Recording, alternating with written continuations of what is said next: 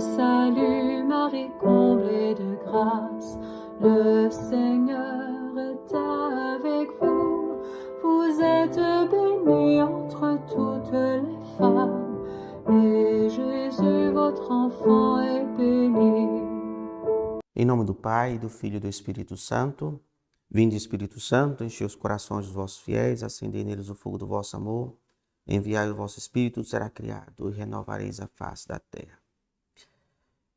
Só para a gente retomar nossa linha de raciocínio, na aula passada nós começamos no capítulo 4, nós não tivemos condições de terminar, por causa da brevidade das nossas aulas. Nós vamos prosseguir e concluir o capítulo 4 agora nessa 8ª aula. E só para a gente retomar o assunto, o raciocínio, então João ele começa a descrever a sala do trono. A sala do trono, eu expliquei para vocês na aula passada, representa o coração do reino, é onde se tomam as decisões. Mas essa sala do trono ela vai ter contornos também de altar, uma espécie de liturgia. E eu expliquei exatamente essa junção dos dois simbolismos, de reino, representado pelo trono, mas também de altar, porque é um reino sacerdotal. É um reino no sentido bíblico.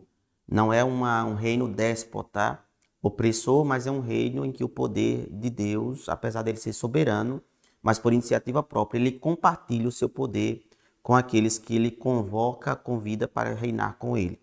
Então apareceu depois o numeral 24 tronos sobre os quais sentavam-se 24 anciãos, representando a totalidade do povo de Deus, do Antigo e do Novo Testamento. Diante dele também havia 7 chamas de fogo, 7 lâmpadas de fogo, representando o Espírito Santo, né? A chama, aquilo foi explorada a ideia de fogo lá em Pentecostes, as línguas de fogo. Então aqui está representada no candelabro, que está diante de Deus. No templo de Jerusalém havia também um candelabro diante da Arca da Aliança. Eu falei também sobre os 4 anciãos, os 4 viventes, representando a totalidade cósmica. Eu expliquei também que eles eram cheios de olhos pela frente e por trás, representando a sapiência do poder cósmico, da natureza. A verdade de Deus é possível ser verificada através do cosmos, da criação. Representa também o numeral 4, os 4 pontos cardeais e a rosa dos 4 ventos, né? Os 4 ventos que regem a terra. Se um dia vocês forem em Roma, na Praça de São Pedro, tem também lá no chão, perto do obelisco, o simbolismo dessa rosa dos 4 ventos, né? Segundo a compreensão mais antiga, que havia os 4 ventos que sopravam sobre a terra. Então está lá representado também lá na Praça de São Pedro. E nós falávamos de que, terminamos a última aula falando de que cada vivente tinha uma característica diferente.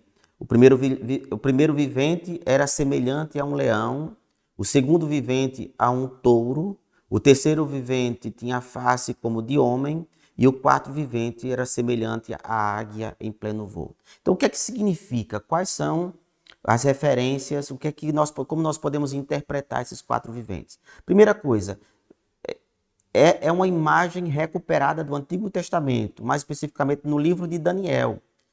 O livro de Daniel, ele também tem vários elementos, nós chamamos apocalípticos. Nós vamos encontrar várias referências apocalípticas, da linguagem apocalíptica no livro de Daniel, que o Apocalipse retoma. Entre essas linguagens próprias de Daniel, nós podemos citar aqui a imagem dos quatro viventes. Então, o que significa? Imagine, são animais, são seres, digamos assim, que têm, parece, uma condição híbrida de um corpo de um jeito e a face de outro tipo de ser.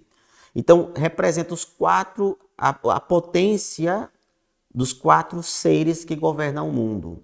Primeiro, o leão, como símbolo do poder da selva, né? No caso na África, nas savanas, mas naquela região do Oriente Médio, o leão ele era símbolo também de um dominador do deserto. Existe também leões no deserto, inclusive eles têm, sobretudo na região da Judéia, se tinha no deserto da Judéia a presença desses animais. Então, com a sua potência, o seu esplendor, toda a sua força. Depois, a potência do touro, né? Como o animal, dentre os animais domesticados, é aquele que é o símbolo da força e do poder dos animais domesticados. Depois, a face do homem, que seria, dentre todos os seres criados, as criaturas, o homem, que é aquele que está acima de todos os outros seres vivos que dominam na natureza. E o último, a imponência do símbolo da águia, como aquele que domina o espaço, né, o céu. Então, nós temos aqui, nesses 4 elementos, representados todas as 4 potências que governam toda a realidade do cosmos. Então, aqui representado aqui nesses 4 seres, nesses 4 símbolos. Só um detalhe, depois acabei descobrindo que quem deu essa conotação de que representava os 4 evangelistas foi Santo Irineu, não Santo Agostinho, conforme eu tinha falado. Santo Agostinho que interpretou a fisionomia ou o simbolismo desses quatro seres como sendo os 4 evangelistas, como se fosse a referência aos 4 evangelistas. Todavia, não creio, e eu acredito que é a opinião de muitos estudiosos, que quando o Apocalipse foi composto, João teria em mente esses 4 evangelhos, até porque é muito precoce no primeiro século, final do primeiro século, a formação do cânon dos 4 evangelhos, o que aconteceu nos séculos seguintes apenas. Então é provável que realmente esses 4 seres representam aquilo que eu falei, a totalidade do cosmos, ou seja, os 4 pontos cardeais, ou simbolizado a totalidade dos 4 ventos que sopram sobre a terra. Os 4 viventes têm cada um 6 asas. 6 asas, mais uma vez aparece aqui mais um numeral, que até então não tinha sido mencionado. Então, o numeral 6 normalmente é associado à ideia de imperfeição. Não de imperfeição, só para corrigir, mas de algo incompleto, de algo que não foi plenamente terminado. Então, nós podemos dizer que, por exemplo, embora Deus teria criado o mundo em 6 dias, mas o que culmina seria o 7º dia, que seria o coroamento do 6º. Então, daí o 7º teria a ideia de perfeição, o 6º não, de algo ainda não totalmente concluso ou como culminado, né? Realidade culminada. Mas quando nós dividimos o numeral 6 em 2, ou seja, assim como aconteceu do numeral 24, dividido em 2, ficaria 12 mais 2, 12, daria a totalidade de 24. Se nós olharmos o numeral 6 como sendo um ducto de 3 mais 3, aí nós teríamos um número perfeito. Então, seria exatamente um ducto de 3 mais 3, formando 6. Então, 6 asas, cada um deles teriam 6 asas, e são cheios de olhos ao redor e por dentro. Essas asas, ainda voltando a insistir, o olhar como sendo o símbolo da sabedoria, da sapiência. Então, nós podemos perceber que tudo no cosmos resplandece o conhecimento da própria origem divina, da própria origem do cosmos, que é o próprio Deus. Então, se esses 4 seres representam a totalidade do cosmos, de toda a criação divina, e através da contemplação da beleza do cosmos, nós chegamos à verdade suprema, que é Deus, a sabedoria, a filosofia, a ciência por excelência, que é o conhecimento divino, que é o cume do conhecimento. Então, todo o cosmos resplandece aquele que produziu o cosmos. Então, por isso que nós vamos... É um pouco confuso essa linguagem aqui desses 24 seres, mas nós podemos sintetizar dessa maneira. Os olhos representam a ciência, né? O olhar da contemplação do filósofo. O filósofo é aquele que contempla as realidades. Aristóteles, no início de seu livro da Metafísica, ele diz que nós conhecemos todas as coisas através dos 5 sentidos, mas dos 5 sentidos, o que mais proporciona a ciência, o conhecimento, é o sentido da visão. Então, desde a filosofia aristotélica, grega, a contemplação, o sentido da visão dos 5 sentidos, é o que mais permite o conhecimento, a contemplação, a percepção das coisas, é a partir da visão que nós temos maior conhecimento da percepção das coisas ao nosso redor e conhecemos o ambiente em que está à nossa volta.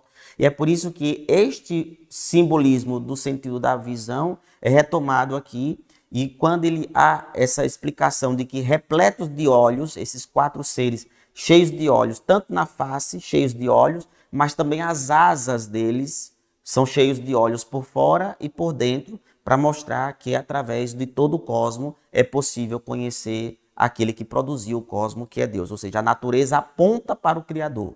A criatura, a contemplação da criatura nos proporciona conhecer aquele que projetou. Seria mais ou menos assim, só se João usar metáfora, eu vou usar uma metáfora aqui também.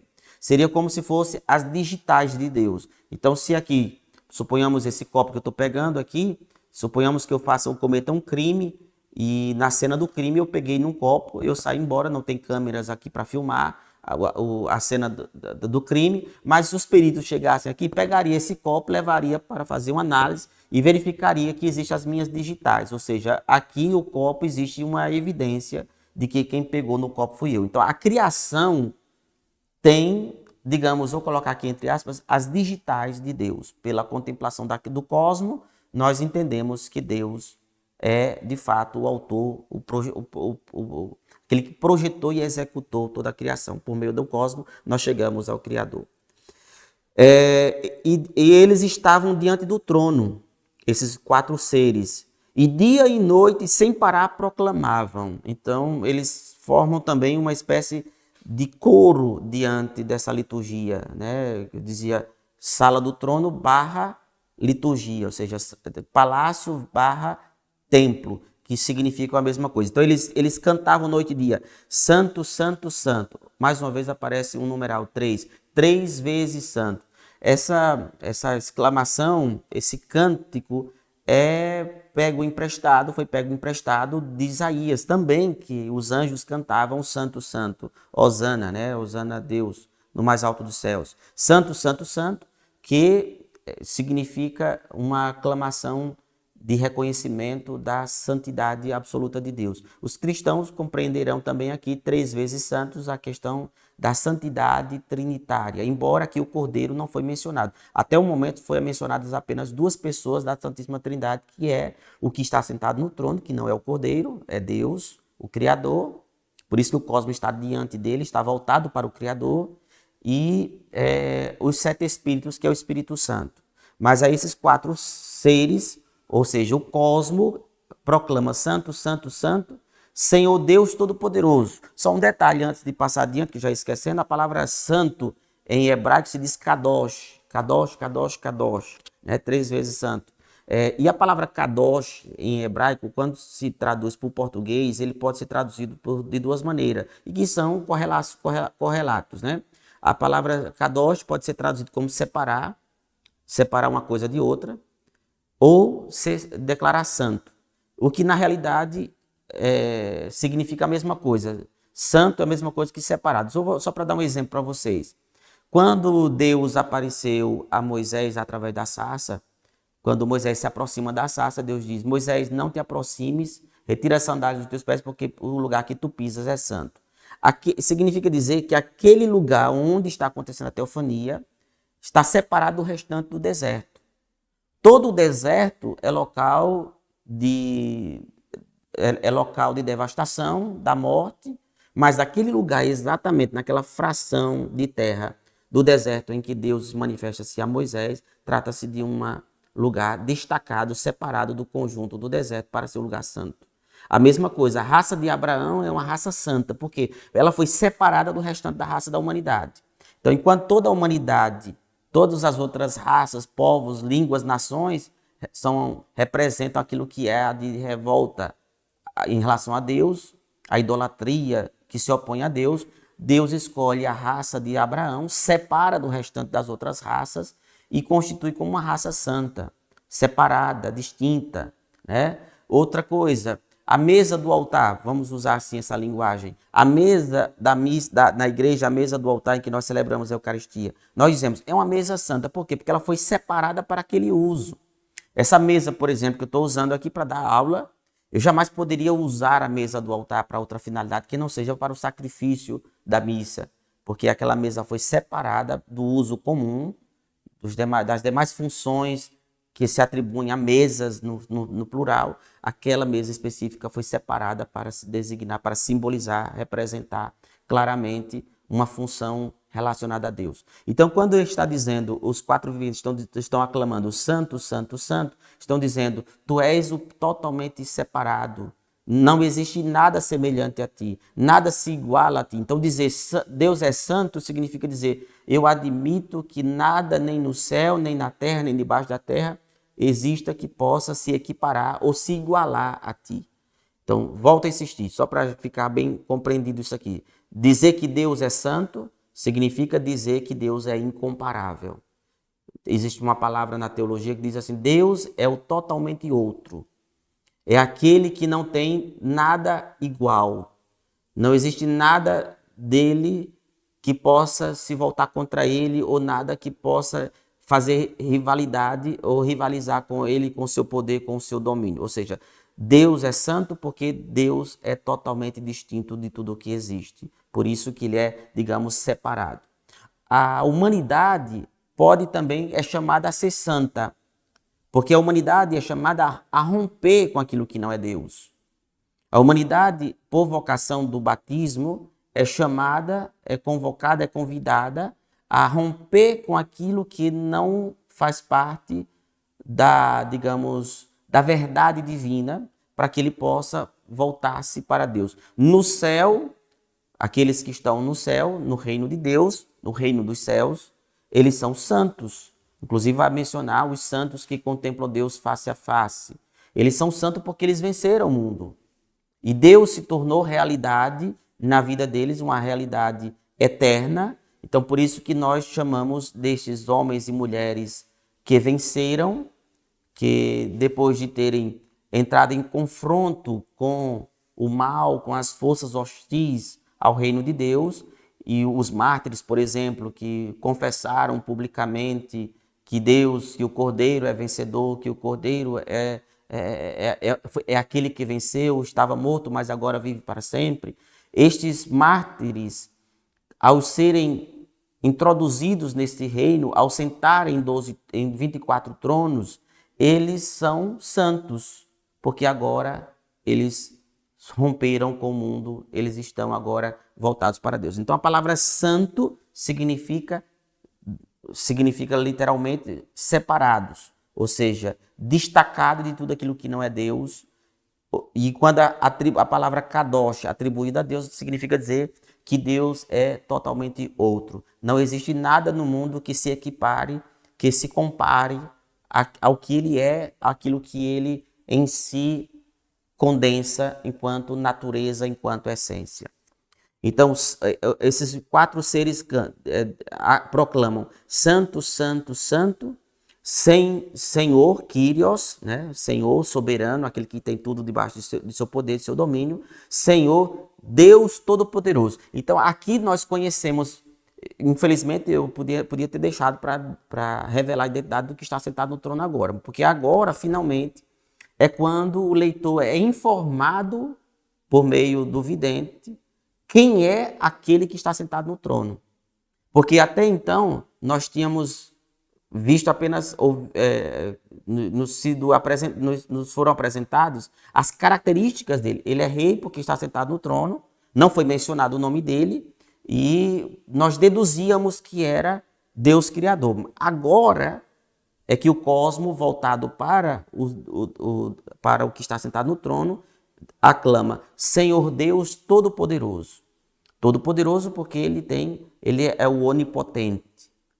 Foi ele que produziu o próprio cosmo. Por isso que o cosmo reconhece que ele é todo-poderoso. O próprio cosmo reconhece que ele é todo-poderoso. Interessante a gente observar uma coisa aqui, é que no mundo pagão, muitas das vezes os elementos da natureza recebiam cultos de divindade. Por exemplo, o Sol, a Lua, os astros, os planetas, Plutão, enfim, os planetas, eles eram vistos como sendo astros divinos. E aqui no Apocalipse, o cosmo, que é divinizado no mundo pagão, reverente, humildemente, aponta para a adoração ao verdadeiro Deus, que é aquele que é todo-poderoso.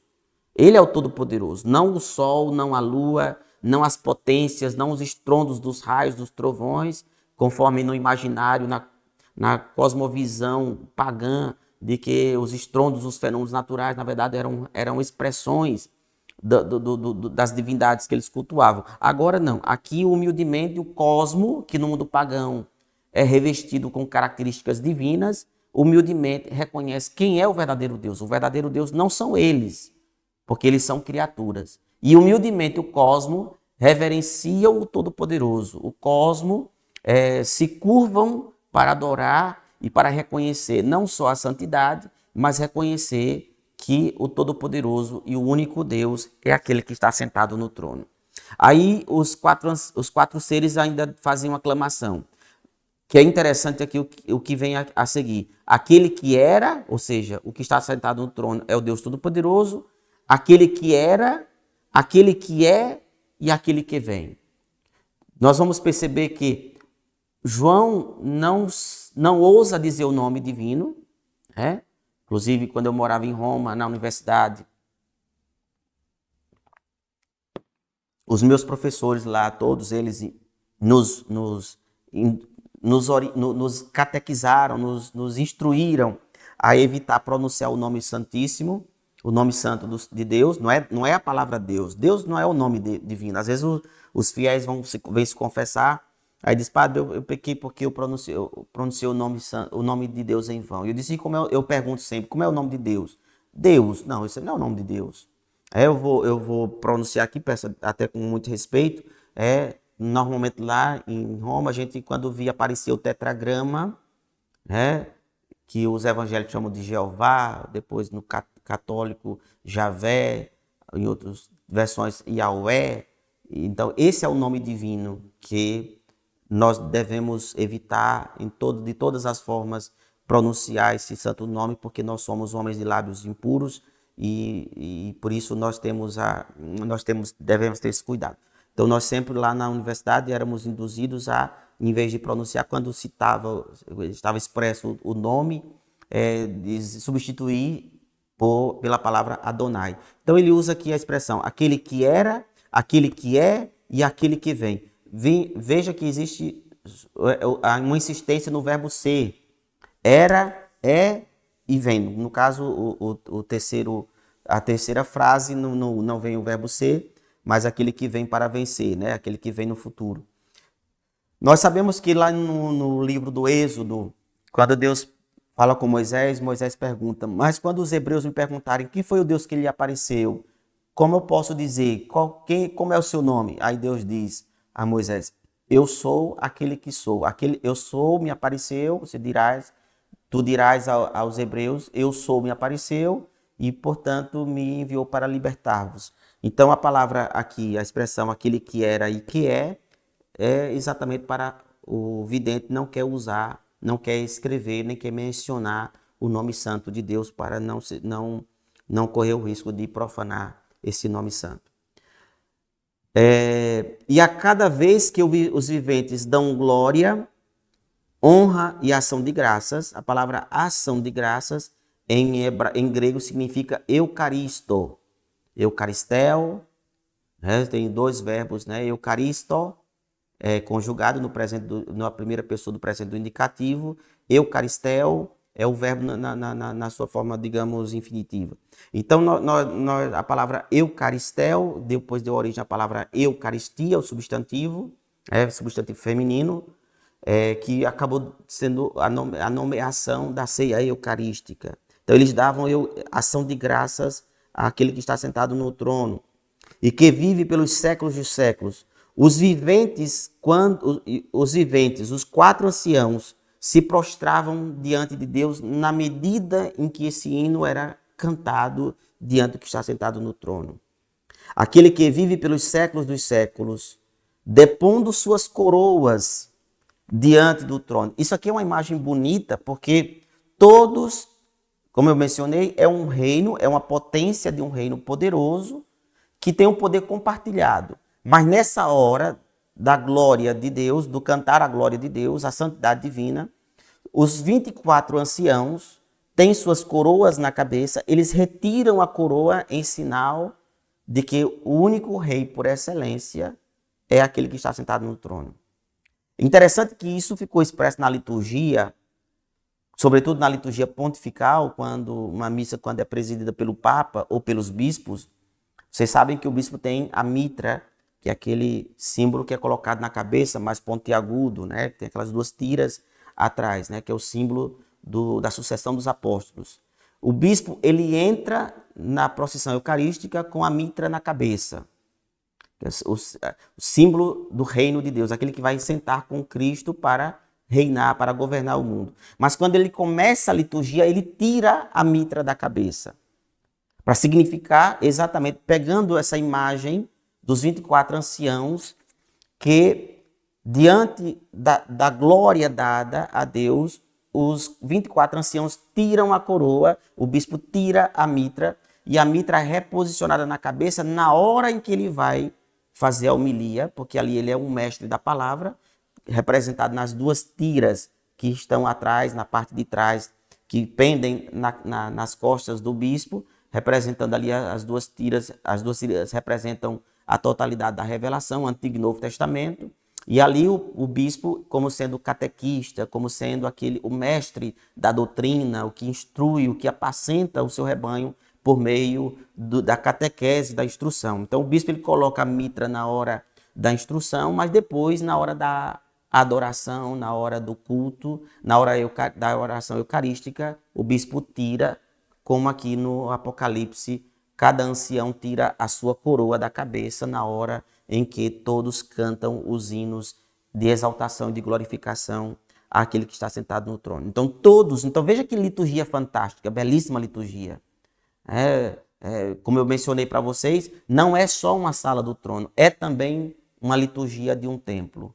É uma liturgia fantástica, há aclamações, há um mestre de cerimônia, que é aquele anjo que aparece no início, a posição de cada um dos que ocupam o espaço, cada um tem uma função diferente, cada um ocupa um espaço dentro da atmosfera litúrgica, celebrativa, muito semelhante com as nossas liturgias eucarísticas, onde cada espaço também tem seu significado, seu simbolismo e vários ministérios e várias funções. E todos proclamavam juntos diante do trono: digno és tu, Senhor e Deus nosso, de receber a glória. São 7 aclamações. A glória, a primeira.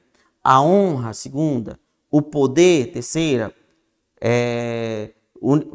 Pois fostes tu que criastes o universo, e por tua vontade ele não era, e tudo foi criado. Então nós temos 3 aclamações, que no capítulo 5º nós vamos perceber mais 4 aclamações, formando a totalidade de 4 aclamações. Nesse primeiro momento, o Apocalipse nos apresenta 3 aclamações, né?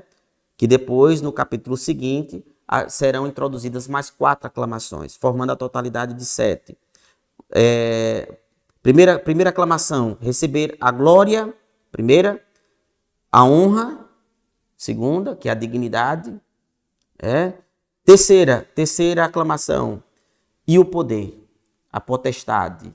Ele é aquele que tem todo o poder, tudo se submete, tudo se subordina diante dele. Então nós vamos parar por aqui, nós terminamos o capítulo 4, né? E no capítulo 5º, esses 2 capítulos, 4 e 5º, eles são basicamente inseparáveis. Então eu não vou entrar no capítulo 5º nesta aula ainda, porque nós vamos perceber que existe uma razão deles serem, de certa maneira, haver uma divisão entre os dois, embora os dois se complementam. Então, na próxima aula, nós vamos prosseguir nessa descrição desse ambiente do templo, esse ambiente da sala do trono, quando virão as cenas que revelarão